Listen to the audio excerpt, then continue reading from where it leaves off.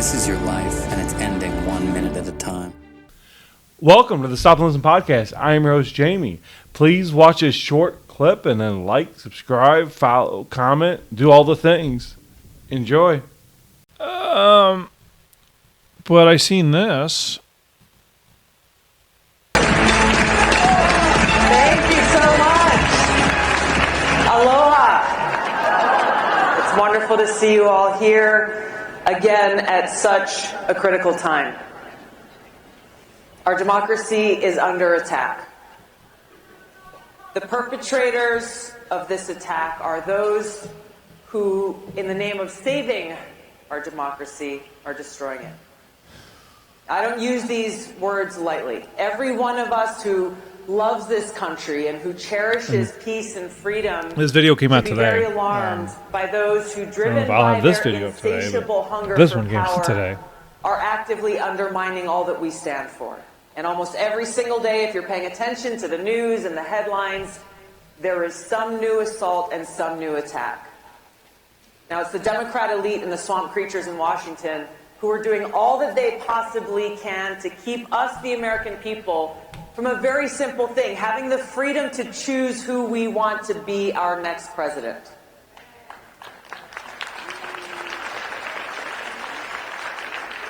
And it is clear through their actions they have no respect for us, and they have no respect for our fundamental rights as citizens of this democratic republic. They are so terrified that we, the people, may make what they think is the wrong choice. That in the name of protecting democracy and saving us from ourselves, they're actually destroying our democracy and taking away our freedom. Now, we look throughout history and we can see many examples of evildoers who find some justification, who believe that they are doing the right thing. And so today we see the Democrat elite say with great concern in their voice that if the American people elect Donald Trump again, they warn us he will destroy our democracy. They say he will be the dictator-in-chief, that if he's elected, it will be the last election this country sees. It's laughable. It is so crazy, it's laughable. But they're justifying their actions by telling themselves that they need to destroy our democracy in order to save it. It's lunacy, and it's the mindset and mentality of dictators. They are waging a multi-front battle, and they will stop at nothing until they're successful. I'm going to go through a few of the many examples. We've seen how Colorado, Maine, 32 states have taken some action or another themselves in an unprecedented way to try to remove the leading Republican candidate for president, Donald J. Trump, from the presidential ballots. In defiance of the Constitution, these people are single-handedly deciding that somehow they alone have the authority to take away our right as citizens to decide who we want to be our president. We see in Congress, a progressive congressman, Ro Khanna from California, someone who I've known for years. He is so desperate to take Trump off the ballot that he's demanding that the chairman of the Federal Reserve, a position that's supposed to be nonpartisan and apolitical, take action and intervene to stop the former president from getting reelected. On December 27th of last year, Representative Khanna said in a post on X that Federal Reserve Chair Jerome Powell, quote, should cut interest rates now, given most of inflation was caused by supply shocks. If he doesn't, he may be the person most responsible for the return of Trump. The Democrat elite and their cronies, they're using our criminal justice system to prosecute. See, I mean, that's and great. distract I mean, they will hurt us to achieve their objective. I personally believe the Democratic Party will do that far more than the Republican Party, but they'll do it too, just in a different way. It just looks different. See, people always say, hey, like, whenever there's a kerfuffle in Washington, I just wish they would get along. You don't have all this divisiveness in politics. No, they do get along. They're at the same cocktail parties. They go to the same restaurants together. They have meals together. No, the problem is that they get along. A very dangerous precedent is being set. Our democratic republic is being destroyed by the permanent Washington elite, and there are people in both political parties who truly believe they and not the American people have the right to decide who should be our president. I mean, she is saying more conservative things now than when she first came onto the scene and Rogan started having her on. It seemed like a natural progression of her witnessing what is happening. But she seems like the same person, though. I think she's authentic.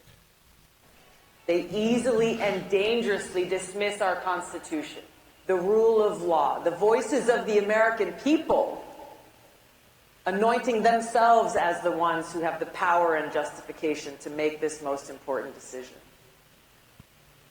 Now, I've only mentioned a few of the many examples. I could write a whole book detailing all that's been done, all that the Democrat elite and Washington establishment have done and are doing to try to destroy Donald Trump and steal our election.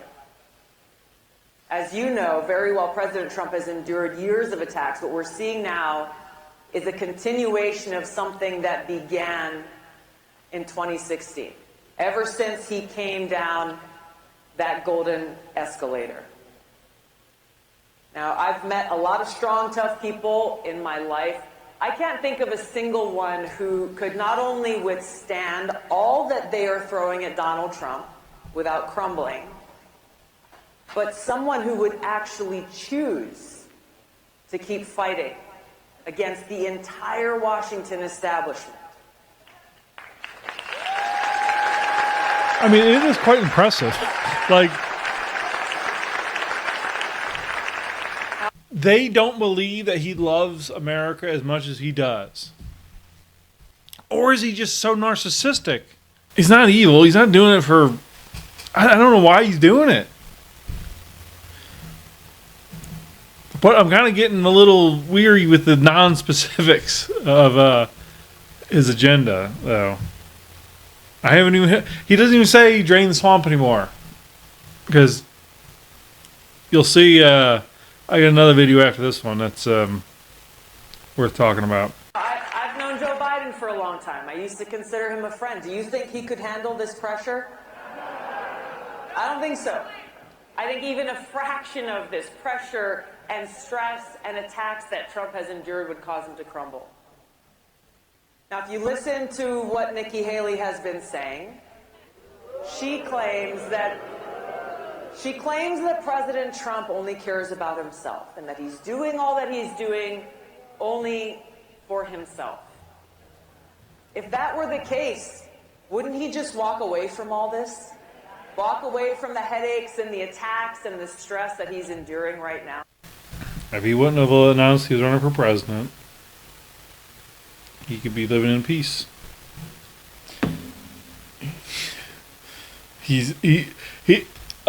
True Social, the app, I just downloaded it. I haven't really farted with it much, but it's about to go public, and apparently he's going to make like $4 billion off of it.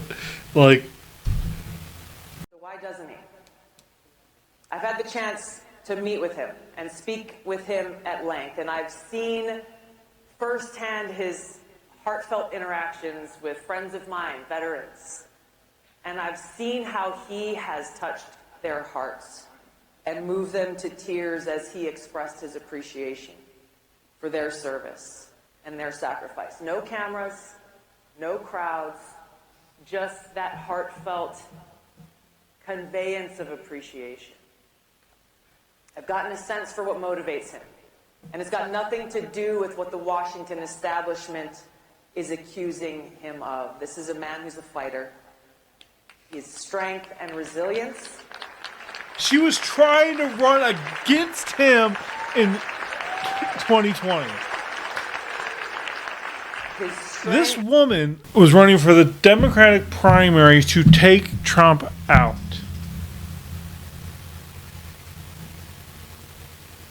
And look how she speaks.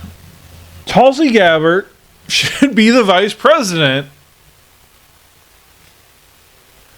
This is a great speech. I would love to see like the Kamala, go on about Joe. See how that would work out. And resilience can only come from one place. His ability to endure this hardship can only come from one place, and that's a sincere love and concern for the future of our country and his care for the American people.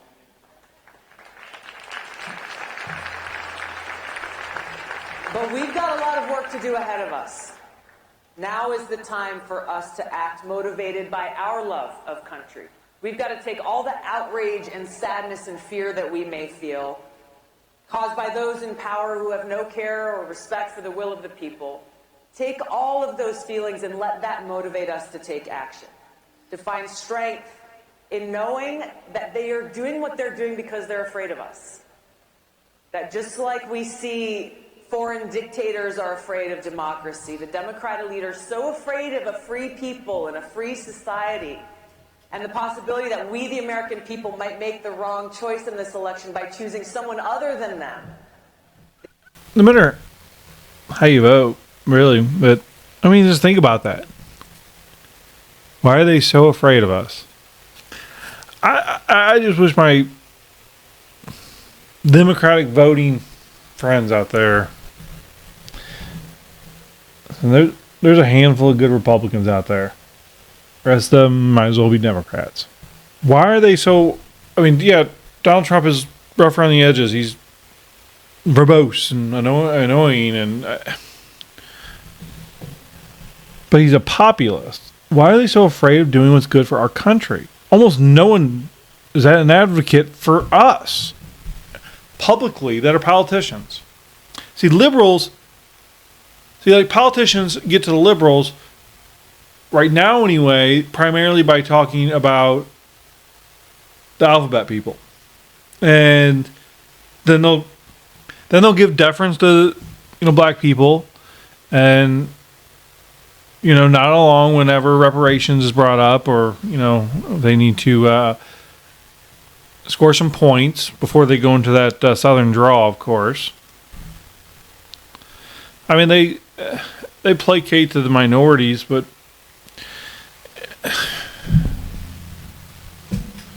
I mean, why do you think they want gun control?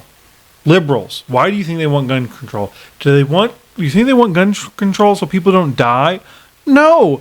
If that was the case, cities would have far more police officers if they were concerned about people dying. No, they don't want the guns.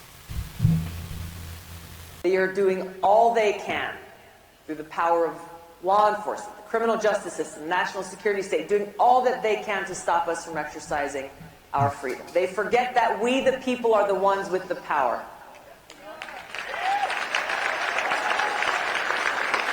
But we have to use that power. We cannot allow them to get away with this. Our democracy is under attack, and it's up to us to save it.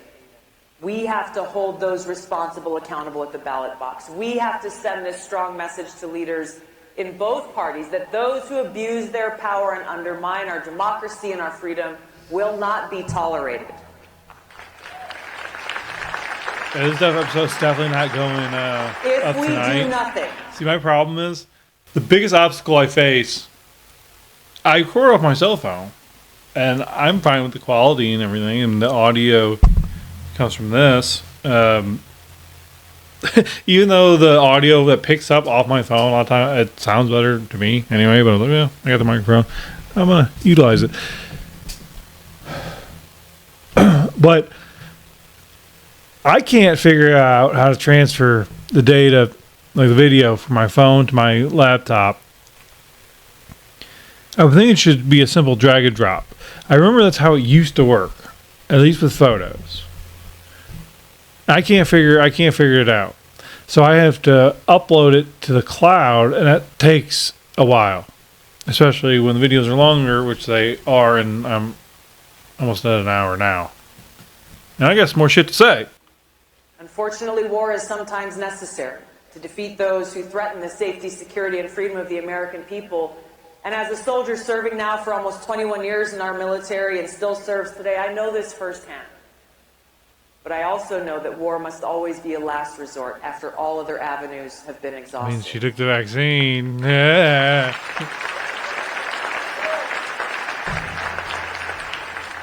We need leaders who are committed to upholding the rule of law, who are committed to keeping our communities safe.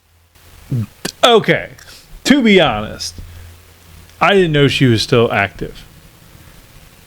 She don't want to talk about freedom. Had she spoken out and refused to get the jab and would have been discharged, I assume, that would have put her on a different level for sure. She missed an opportunity there. Hopefully everything's working well. And securing our borders.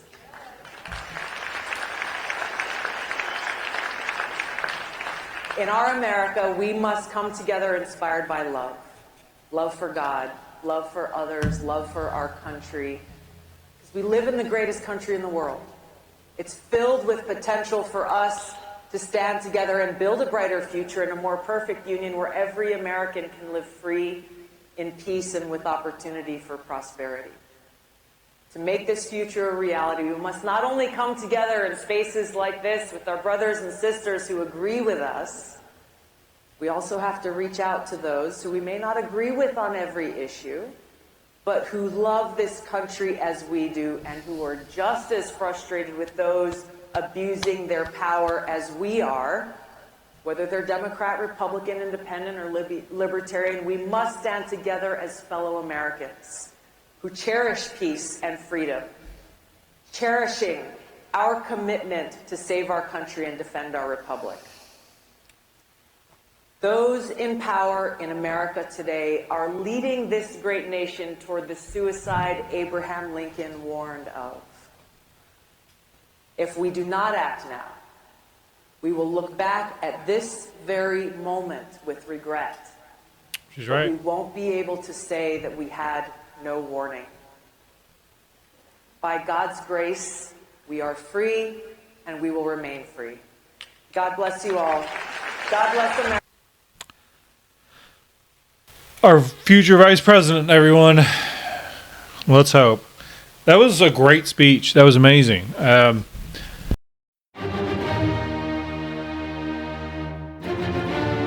This is your life, and it's ending 1 minute at a time.